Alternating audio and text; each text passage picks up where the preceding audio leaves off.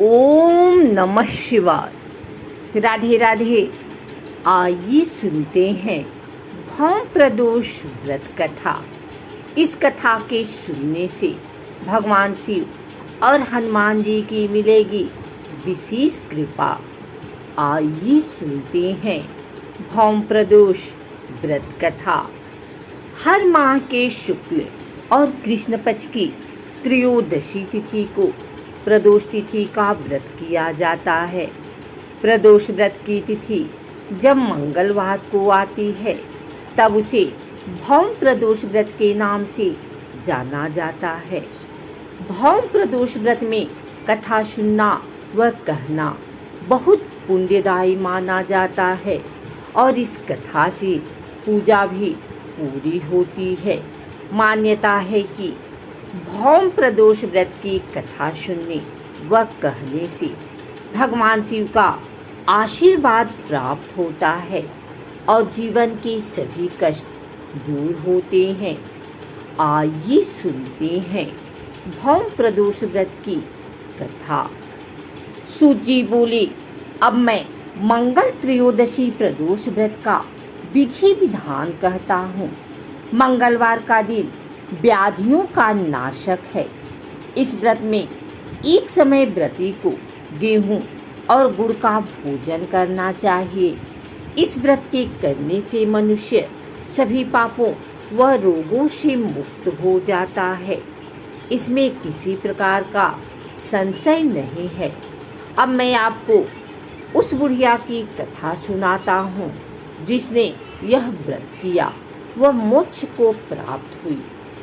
अत्यंत प्राचीन काल की घटना है। एक नगर में एक बुढ़िया रहती थी। उसके मांगलिया नाम का एक पुत्र था। वृद्धा को हनुमान जी पर बड़ी श्रद्धा थी। वह प्रत्येक मंगलवार को हनुमान जी का व्रत रखकर यथाविधि उनका भोग लगाती थी। इसके अलावा मंगलवार को एक न तो घर लीपती थी और न ही मिट्टी खोदती थी। इसी प्रकार से व्रत रखते हुए जब उसे काफ़ी दिन बीत गए तो हनुमान जी ने सोचा कि चलो आज इस वृद्धा की श्रद्धा की परीक्षा करें। वे साधु का वेश बनाकर उसके द्वार पर जा पहुँची और पुकारा, है कोई हनुमान का भक्त जो हमारी इच्छा पूरी करे। वृद्धा ने यह पुकार सुनी तो बाहर आई और महाराज क्या आज्ञा है। साधु वेशधारी हनुमान जी बोले कि मैं बहुत भूखा हूँ, भोजन करूँगा, तू थोड़ी सी जमीन लीप दे। वृद्धा बड़ी दुविधा में पड़ गई।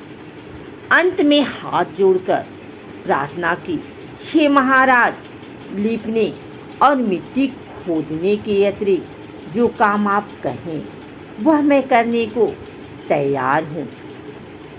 साधु ने 3 बार परीक्षा करने के बाद कहा, तू अपने बेटे को बुला, मैं उसे औधा लिटाकर उसकी पीठ पर आग जलाकर भोजन बनाऊंगा। वृद्धा ने सुना तो पैरों तले की धरती खिसक गई, मगर वह वचन हार चुकी थी। उसने मांगलिया को पुकारकर साधु महाराज के हवाले कर दिया, मगर साधु ऐसे ही मानने वाले न थे। उन्होंने वृद्धा के हाथों से ही मंगलिया को औधा लिटाकर उसकी पीठ पर आग लगवाई। आग जलाकर दुखी मन से वृद्धा अपने घर के अंदर जा घुसी।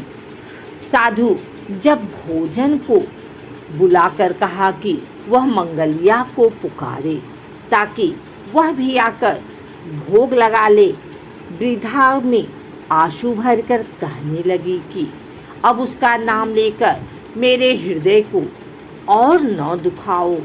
लेकिन साधु महाराज न माने। वृद्धा को भोजन के लिए मंगलिया को पुकारना पड़ा। पुकारने की देर थी कि मंगलिया बाहर से हंसता हुआ घर में दौड़ा आया। मंगलिया को जीता जागता देखकर वृद्धा को सुखद आश्चर्य हुआ वह साधु महाराज के चरणों में गिर पड़ी। साधु महाराज ने उसे अपने असली रूप में दर्शन दिए। हनुमान जी को अपने आंगन में देखकर वृद्धा को लगा कि जीवन सफल हो गया है। प्रदोष व्रत भगवान शिव को प्रसन्न कर जीवन में सुख समृद्धि लक्ष्मी प्राप्त करने का स्वर्णिम अवसर है। प्रदोष काल में शिव पूजन अत्यंत लाभदायक होता है। रावण के पास जितनी भी धन संपदा थी वह सब शिव कृपा का ही प्रताप था। रावण प्रदोष काल में शिव को प्रसन्न कर सिद्धियां प्राप्त करता था। धर्म शास्त्रों में लक्ष्मी प्राप्ति हेतु गन्ने के रस द्वारा शिव जी का रुद्राभिषेक प्रदोष काल में करने का निर्देश दिया गया है। प्रदोष का भगवान शिव के साथ अन्योन्याश्रित संबंध है। प्रदोषो रजनी मुखम, रात्रि के प्रारंभ की बेला प्रदोष नाम से संबोधित की जाती है। रात्रि शिव को विशेष प्रिय है। मुख्यतः प्रदोष का अर्थ है रात्रि का प्रारंभ। प्रदोष व्रत स्त्री पुरुष दोनों कर सकते हैं। प्रदोष व्रत प्रत्येक पक्ष की त्रयोदशी तिथि को किया जाता है। इस व्रत को स्त्री और पुरुष दोनों कर सकते हैं। इसके उपासक देव भगवान शंकर हैं। प्रदोष काल में महादेवी का भी विधिवत पूजन किया जाता है। इसमें व्रती को सायंकाल शिव जी का पूजन करके ही भोजन करना चाहिए। धन संपत्ति प्राप्ति के लिए प्रदोष काल में शिव तांडव स्तोत्र का पाठ विशेष लाभदायक होता है। लंकापति रावण शिव जी का अनंत भक्त था और रावण ने शिव को प्रसन्न कर सोने की लंका और अथाह धन संपदा तथा सिद्धियां प्राप्त की थी। स्थिर लक्ष्मी प्राप्ति एवं कष्टों से निवृत्ति के लिए शिव तांडव स्तोत्र का पाठ अचूक उपाय है। प्रदोष काल में पूजा करके रावणकृत शिव तांडव स्तोत्र जो सुनता या पढ़ता है भाव भक्ति व सर्वत्र विजयी होता है। शिव शंकर शुभ लक्ष्मी देते, सुख संपत्ति धन अपरंपार। महिमा शिव की बड़ी निराली, नहीं किसी ने पाया पार।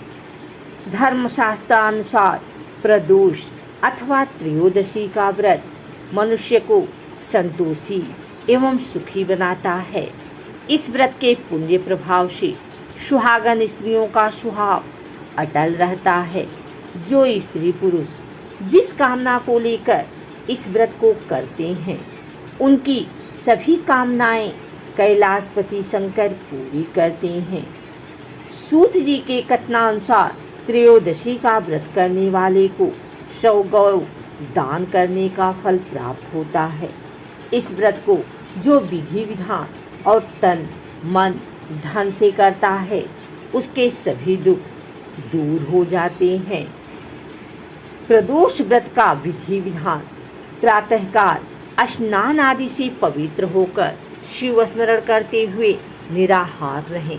सायंकाल सूर्यास्त से 1 घंटा पूर्व पुनः स्नान करके गंध मदार पुष्प बेलपत्र धूप दीप तथा नैवेद्य आदि पूजन सामग्री एकत्र करने 5 रंगों को मिलाकर पद्म पुष्प की प्रकृति बनाकर आसन पर उत्तर पूर्व दिशा की ओर मुख करके बैठें और देवाधिदेव शंकर भगवान का पूजन करें। पंचाक्षर मंत्र का जप करते हुए जल चढ़ाएं और ऋतुफल अर्पित करें। जल चढ़ाते समय इस बात का विशेष ध्यान रखें कि जलधारा टूटे नहीं। इस प्रकार मंत्र का जप लयबद्ध हो। जल चढ़ाते समय यदि आंखें खुली हुई हो तो दृष्टि जलधारा पर टिकी हो और यदि भक्ति भाव में आंखें मूंद गई हों तो ध्यान जप के शब्दों अर्थों के साथ चल रहा हो। जिस कामना पूर्ति हेतु व्रत किया जा रहा है उसकी प्रार्थना भगवान शिव के समक्ष श्रद्धा भाव से करें। शिव के साथ पार्वती जी और नंदी का पूजन भी करना चाहिए। प्रदोष व्रत दोनों पक्षों की त्रयोदशी को करना चाहिए। प्रदोष व्रत अति प्रशस्त तथा सभी के करने योग्य है। स्कंदादि पुराणों में इस व्रत की बड़ी महिमा बताई गई है। विधि विधान से इस व्रत को करने पर सभी कष्ट दूर होते हैं और इच्छित वस्तु की प्राप्ति होती है।